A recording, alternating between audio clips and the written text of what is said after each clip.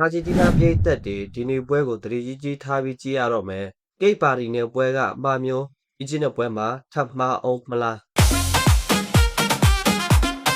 အာဂျင်တီးနားကအရင်ပွဲမှာကိတ်ပါတီကိုမထင်မှတ်ပဲတည်ကြားခဲ့ပေမဲ့ခြေစွမ်းပိုင်းရတော့ပြိုင်ဘက်ကိုလွှမ်းမိုးနိုင်ခဲ့ပါတယ်။အီဂျစ်ကတော့မထင်မှတ်ပဲအာဂျင်တီးနားကိုကောင်းကောင်းဒုက္ခပေးနိုင်ပါမလား။အာဂျင်တီးနားကဒီကမ္ဘာ့ဖလားမှာခြေစွမ်းတည်ငြိမ်ဆုံးအသင်းတွေကတသင်းဖြစ်ပါတယ်။ဘောလုံးပိုက်ဆံမှုကိုအခြေခံကစားပြီးအသင်းလိုက်ပူပေါင်းကစားပုံကအတော်လေးကောင်းပါတယ်။ပွဲတွေကနေတိုက်စစ်ကိုအချိန်တိုတွင်အရှိန်မြင့်ပြောင်းလဲနိုင်သလိုခွင့်ရရတာနဲ့ပြိုင်ဘက်ကိုဖိအားပေးနိုင်စွမ်းလည်းမြင်မာပါတယ်။ဒါပေမဲ့နောက်ပိုင်းပွဲတွေမှာသတိထားမိတာတကူကအာဂျင်တီးနားအထာနှင်းနေတယ်ပြီးတော့ခံစစ်ပိုင်းကရော်ရီရော်ဖြစ်ပြီးဂိုးတွေပြန်ပေးနေရတာကစိုးရိမ်စရာပါပဲ။အီဂျစ်ရဲ့ play style အီဂျစ်ကတော့အာဖရိကအသင်းတွေရဲ့ပုံစံအတိုင်းခံစစ်ကိုဦးစားပေးကစားတဲ့အသင်းဖြစ်ပါတယ်။ခံစစ်ကိုချစ်လက်အောင်တိစောက်ပြီးဘောလုံးရတာနဲ့ကောင်တာထွက်